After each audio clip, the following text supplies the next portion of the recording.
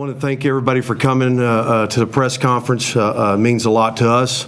We're excited about being being members of the Southeastern Conference. It's the best baseball conference in the country. 4 out of the 5 last national champions come from this conference, and we play 4 or 5 of them at L. Dale Mitchell this year. And in our non-conference schedule is going to be really good. We're actually going to play the last 5 national champions. I think our non-conference schedule is going to prepare us for our conference. So I'm really excited about our team. The guys came back for the spring ready to go, especially our offense has. And I think that's been exciting. You know, with the weather, it's up and down every day. It's Oklahoma, and we're an outside sport. So, you know, some days it'll be 80 degrees and some days it'll be misting and snowing and everything else. So kind of we've had some guys under the weather at times, but it's been really good, and we're excited about, you know, I think everybody understands what our culture is, how we go about our practice. Fall went really well. We came through the fall break into the spring break healthy, which is exciting for us, and looking forward to this spring, looking forward to the excitement of our new kind of updated facilities with right field, loge boxes, and those things. I think it's going to add some fan experiences, different experiences. Playing in the SEC conference is like playing it's like playing in a football environment. I've said it a lot of times, in a baseball arena. So we're excited about that. We're excited about our fans. Our season tickets are up. I think we set a record last year, and I think we surpassed that record this year so far. So we're excited about that and looking forward to a good spring. Kyson and Malachi both had really good summers playing with Cape and USA. Just what have you seen from them development-wise, and then how much they've improved? I think the growth of playing for Team USA, playing for your country, means a lot to you.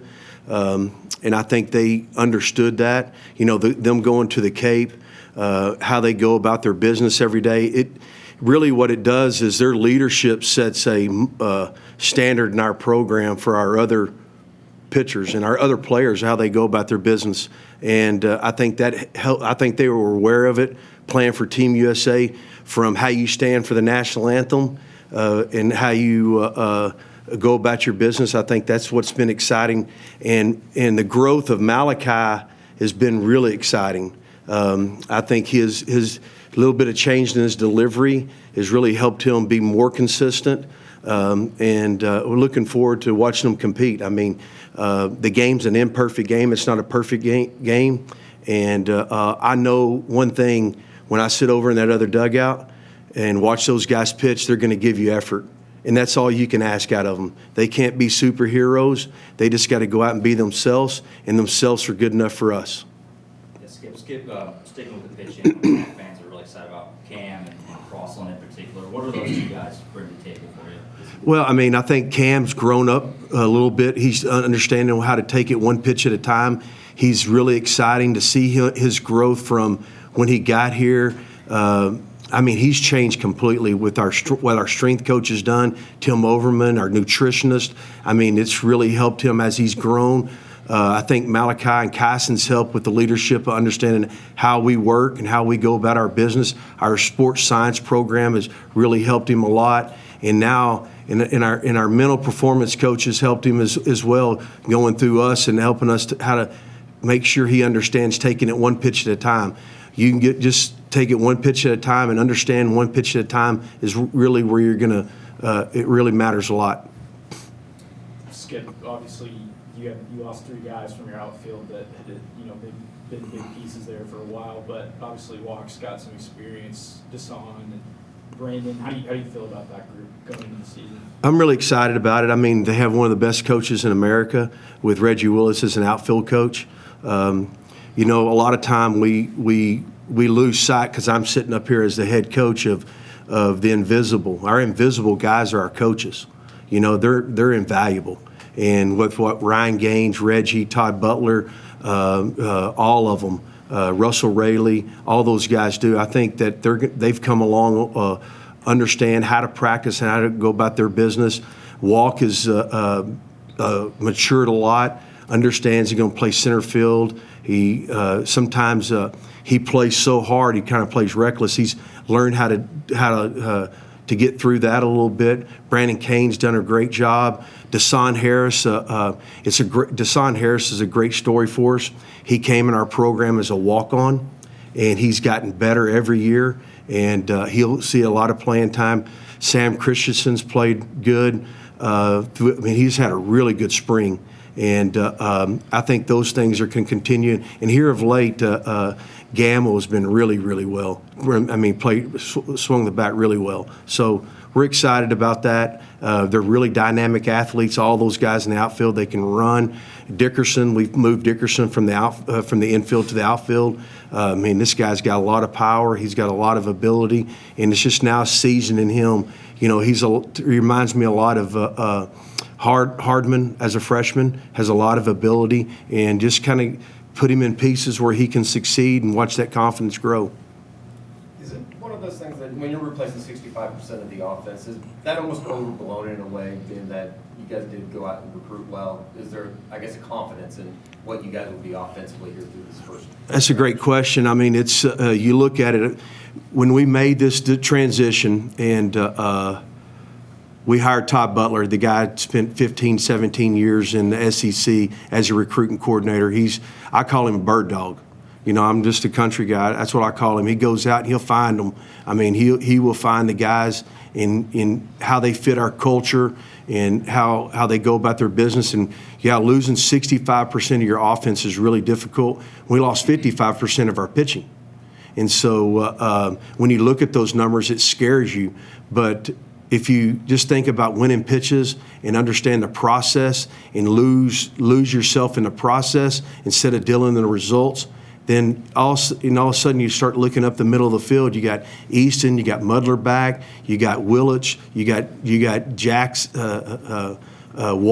Jason Walk in center field, and those guys are up the middle of the field where you want to be strong and you want to have some experience, and those guys are coming back and having experience.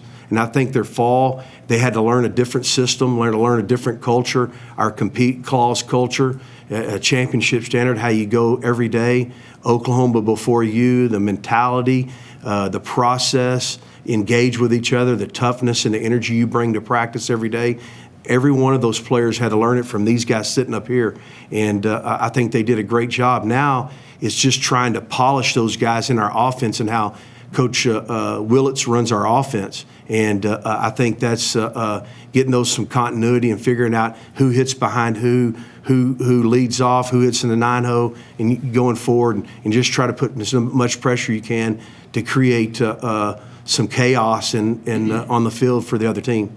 How do you manage the bullpen? There's so many arms and so many guys. Is it just you got to get them in there at some point and see if they can sink or swim type of deal? Well, Eddie, you've heard this statement before.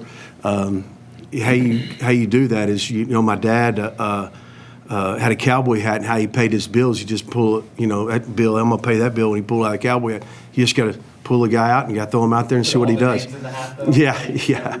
Yeah. Well, I think the biggest thing when you're running a bullpen, you got to put them in situations where they're going to succeed.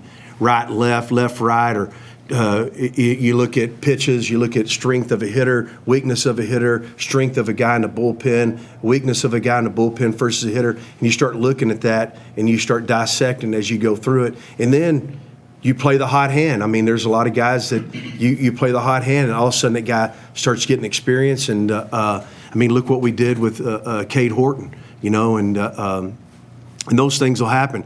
The greatest thing about baseball in our world today is in pitching is those guys are going through the lineup once or twice. That's it.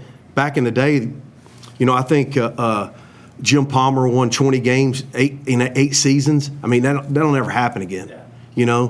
And so they're throwing 3, 4, 5 innings, and so your bullpen is just as important as your starters. A lot of times everybody looks at, hey, I'm a Friday night starter. It's really the invisible guys that are invaluable, your bullpen.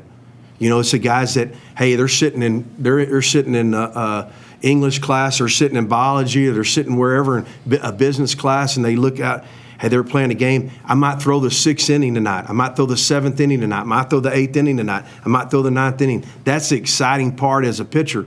You can make a difference as a reliever in 30 to 40 games in a 56-game schedule, where a starter makes a difference in maybe 12 or 15 games. So it's, it's like last year, Malachi had an exit meeting with Malachi going from the fall and from the fall to the spring, and I said, Malachi, I just know this. At the end of the game, if we can get you used to it, I want one of our best pitchers pitching at the end of the game, and that's what I've designated you for. Even though he'll start this year, I wanted one of our best pitchers to pitch at the end of the game.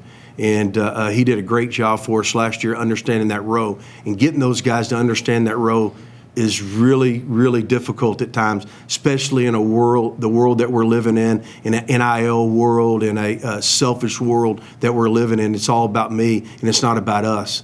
A lot of times you look at we're always worried about one. We're not worried about this, but this is stronger than that when we all come together. For Tyson and Malachi both, can you guys just compare maybe how far you've come or how more comfortable you feel or whatever since maybe this time last year when you first got here?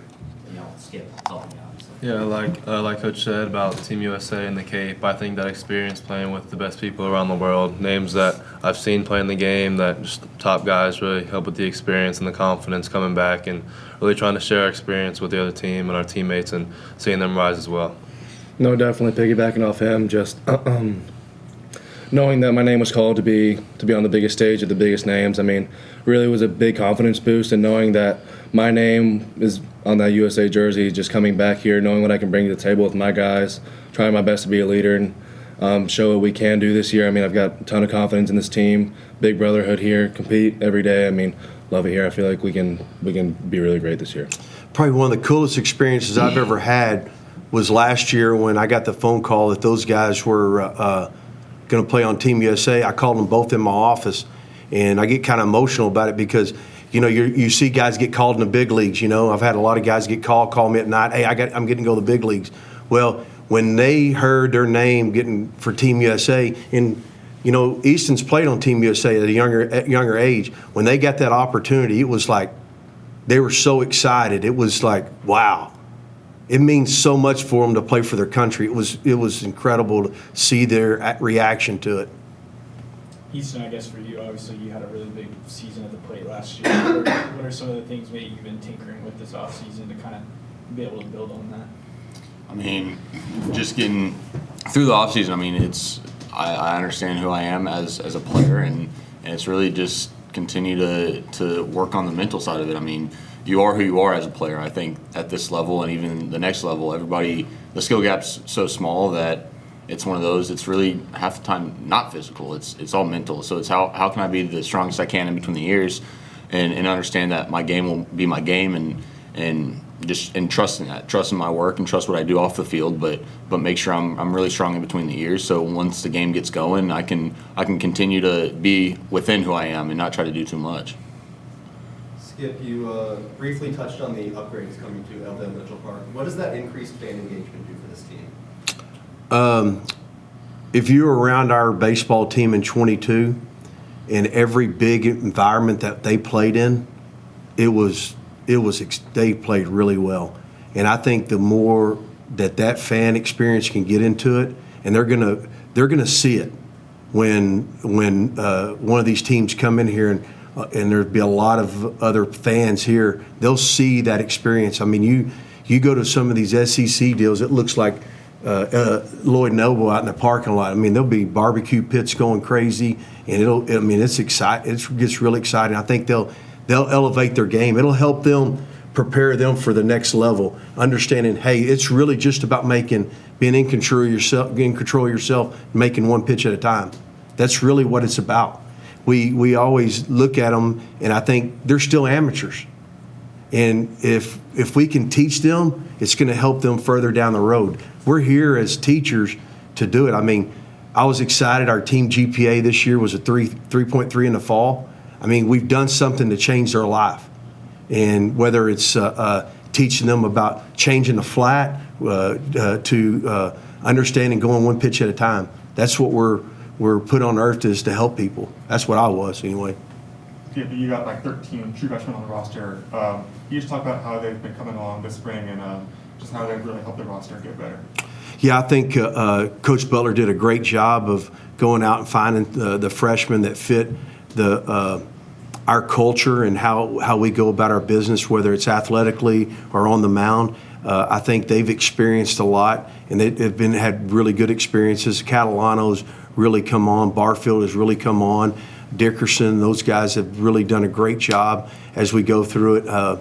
I mean, I can name a lot of them if I just sit here for a while, but I think those guys have really grown as they've gone through this. I think with Kyson and Easton and Malachi's leadership and Crooks's leadership and Jackson Willis's leadership have helped those guys understand how you go about your business on a daily basis, setting routines, understand what routines are, and getting better every day. What kind of qualities did Jackson Willis have a year ago at this time that maybe you see in some of these freshmen that will need to transfer over that make that transition easier, I guess, into college baseball? I think being baseball players, understand how to play the game, understanding what one pitch means, understanding how important the out is, understand where they're at on the field, not trying to do too much. I think where Jackson fit into that really well. I hope I'm answering the question right, but I think that he understood how to play the game. And I think some of those guys that we have right now, especially on the mound, they understand that role. And they've done a really good job with understanding that role. I think like we have Riley Leininger, he missed most of the fall with an injury. He's gotten better every day that we walked out there. Cole Hansen has gotten better under him and Carmichael's and Mudler's tutelage, and I think they've really grown a lot. Are they just ready to play yet? Might not, but if you can throw them in there, if they can be like I explained to these guys the other day, 1988 the Dodgers won the World Series, and they had a group called the Stuntmen, and Mickey Hatcher, a graduate from OU that played baseball at OU, was the leader of the Stuntmen. If a guy had to take a day off, those guys are ready to play. I think those guys got to be ready to play every time, and really what they're accountable for is pushing their teammates. You know, that's the biggest thing. If you can push your teammates to get better, then we've got a great culture. Jason Walker, pretty good example of that and what he had to do a year ago. Jason Walk, John Spikerman, Easton Carmichael, even though Easton played a lot as a freshman, those guys, I mean, you can see it, like Jackson Nicholas with Diego. I mean, I could name a lot of them. And, I mean, Jake Bennett.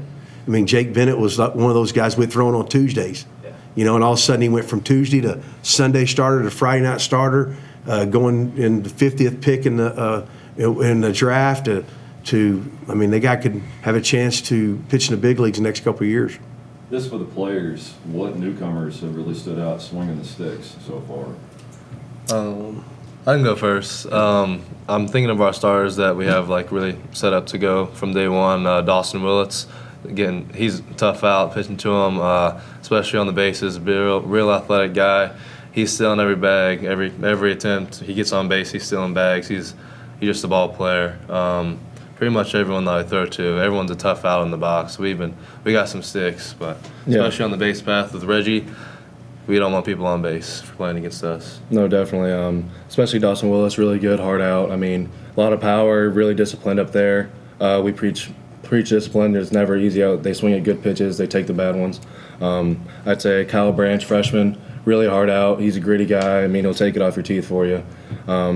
I mean, it's just hard outs up and down the lineup. Even guys that might not see the field, they're never just going to sit there and let me mow them down. I mean, it's a hard out, fighting off every pitch they can. Yeah, I mean, like they both said Dawson, and I can continue on about him, but yeah, I mean, he's been really good, and I think he'll be a good piece to the middle of the order this year. And then even again Kyle, and then I'd even say Gamble, like he said, is just he's really swung the bat well this spring, and it's one of those guys where it's just like, dude, he can be a pest. One of those guys who just won't strike out a whole lot and just kind of really give you troubles on the mound. And so then he'll sneak a base hit here and there, and then he can cause some chaos on the bases. So it's one that he's probably been my biggest, I guess, joy to see this spring, just because again he's a hard out. I'd also say Sam Christensen swinging the bat really well coming back from this fall. I mean, that guy's average XWO this spring is probably 101. I mean, a lot of power up and down the lineup. I can go down our whole lineup talking great about everybody, but I mean, a few of those guys stood out really great for us this spring. What's funny is you hear I hear everybody talk about our offense. We got two of the best pitchers that I've coached in 35 years sitting to my right, and they're telling you what they're feeling. So, I mean, I'm not saying we're going to go walk out there and score 12, 15 runs a game. I mean, it is what it is. Baseball is baseball, and they're going to be – they're coached right, they're disciplined, they're going to get after it. Skip, you had Nesta on the roster last year, and then you get Taylor Tatum in now. How do you feel like those two-sport guys are handling things? Nesta's gotten a lot better. I mean, he's grown a lot. He actually threw pretty good in the inter squad the other day. Taylor is fighting a little bit of tendonitis in his knee, and you could see the athleticism that he has. He actually has learned a lot in our program and how we go about our business every day. I think his growth is really more going to see it here in the near future. He has some good at bats, and those guys are lifting weights in the morning with football, coming over to baseball.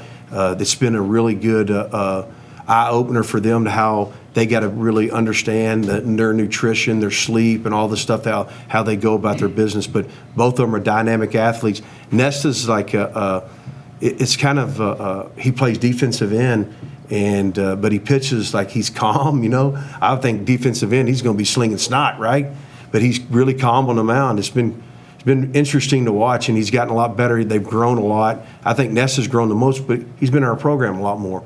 And it's been fun to look at Taylor Tatum's smile. He's got he's happy-go-lucky. He gets after it. He's physical, and it's going to be exciting. Carson, can you talk about Eason and what makes him the player that he is, and how he helps just the team overall and helps you too? No, absolutely. He's gotten so much better catching-wise. I mean, love throwing to him. He receives everything, keeps it all in front of him. Really, really outspoken. I mean, he's the one that's going to get on you. He's going to be the most supportive behind the dish. He's going to tell you need to do this now. I mean, really respectable guy, well-spoken, really big guy in the locker room, in the dugout. I mean, he's a guy you trust with everything. I mean, I trust his pitch calling. I don't shake too often. I mean, he's just a really, really good force for us. I mean, we really need a lot more guys like Easton Carmichael in our team. I mean, great leader, love throwing to him. I mean, he's the best we've got. Can't really add much to that. He really hit that on the nail. Left on him, great guy, on and off the field, great for our team. For the players, I guess, you kind of talked about taking a leadership role in this team. What do you guys, how do you feel about that? Like, what do you plan to instill in some of your players going into the season? Yeah, I can start with that. I mean, obviously, it's one of those of I was Sooner born, Sooner bred, so this place is my home, and so it's one of those of not only for me now and for the team now. Obviously, I want the most success for this program for the future, for now and for the future. So it's one of those of if I can get younger guys to understand what Oklahoma baseball is about, then that not only sets up now, but it also sets up the future. So it's one of those of I try to do the best I can day in and day out to instill those guys, because once I'm gone, once all three of us are gone, then those are the guys running the ship, right? So it's one of those of we try to instill that compete clause, and we try to instill kind of what we stand for offensively and defensively and on the mound. And so we try to show these guys how we've had success within the past few years so they can have success in the coming years.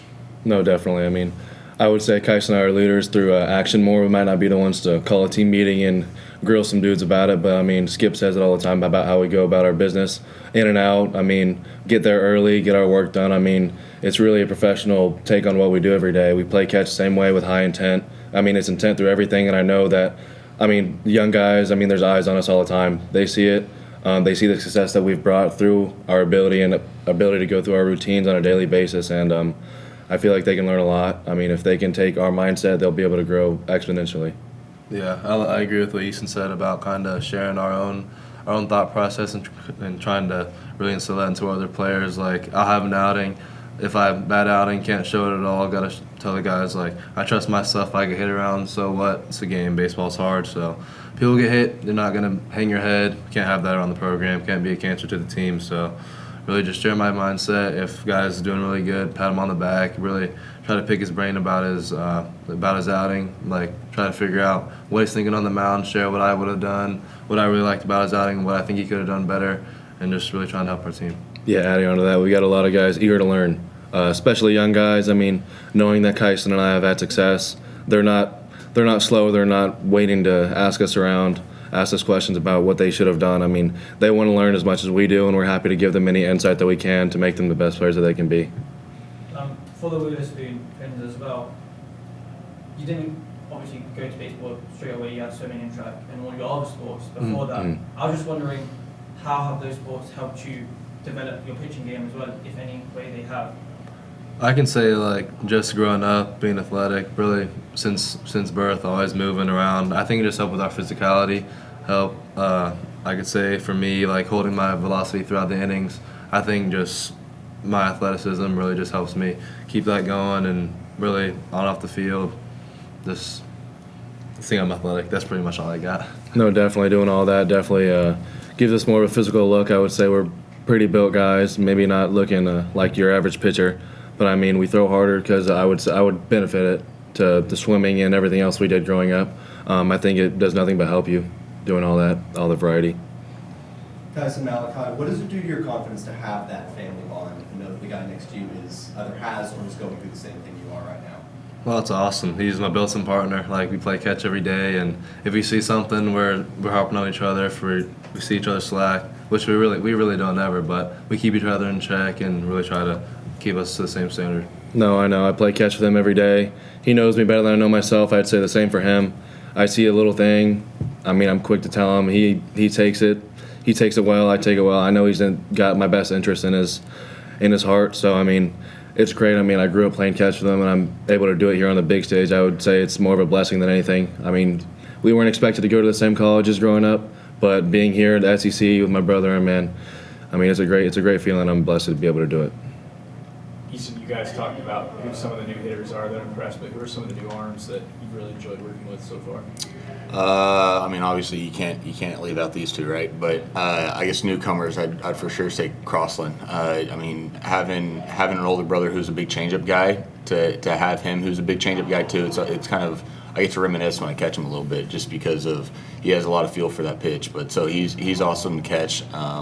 And getting really to know Cam Johnson a little more, and being able to catch him quite a bit too. He's one of those where he's fun to catch, because it's one where I can really talk him through some stuff, and we can really get through together. It doesn't really feel like I'm catching. I feel like I really get to work with him in a battery. So I love catching him as well. So those are the two that initially stand out. And even Catalano, Dallas ties a little bit. He played on the same summer organization I did growing up, and so I've known him throughout the years, and finally getting to catch him has been awesome. And we share a lot of the same previous coaches and friends and whatnot, so getting to really kind of get around him and know him well has been awesome as well. Skip, can you put a value on having a 1-2 catching tandem like Easton and Mudler, what that does for you? Well, I look back at, and I don't like to, I look back at some of the teams that I've played against or watched or anything, and I remember Curtis Thigpen and Taylor Teagarden at the University of Texas. They're kind of the same. They're similar. I think Mudler and Carmichael are similar in that in regard, and it's been really fun to watch those guys, how they go about their business, and they're really good. I mean, you could pick either one of them. You just draw their name out of the hat, and they're going to work with the pitchers. They're going to get after it, and both of them are Easton might swing the bat a little bit more. One's right-handed, one's left-handed. Who knows? I mean, but I think that their leadership is what really is big for me, and I think where these two guys are good, they're really talented, and him too, and Mudler. They're really talented, and they got physical ability, but what they have too is they have heart. They have a will, and that's what's really fun to watch. And when you go watch a baseball game, don't just look at the physical traits of it. Look at the will that they have, how they go about it, how hard they play, how gritty they are, how they just don't give in, and they don't care if they give up a hit. They're just going to continue to go right at you. Or this guy's going to have a 7-8 pitch at bat, you know, and that's what's fun to watch, man. When you look at that stuff, it's really fun. It feels like it's gone almost a little overlooked considering what he did in the postseason last year. But Grant Stevens back for you this year. Just the value of how much he's pitched at this level and just how he kind of fits in. I think his biggest deal is his leadership and how he goes about on a daily basis, how he talks to the younger guys and these guys too. I mean, he's full of confidence. I mean, it's really fun to just sometimes you got to, hey man, hey, stop. That's enough, you know. And that's what's awesome about Grant is he's like having another coach in the bullpen because he's a lot older and he's experienced a lot. He's been around a lot of baseball. I think that's the biggest draw that he can give to this team more than anything, more than any ability on the mound.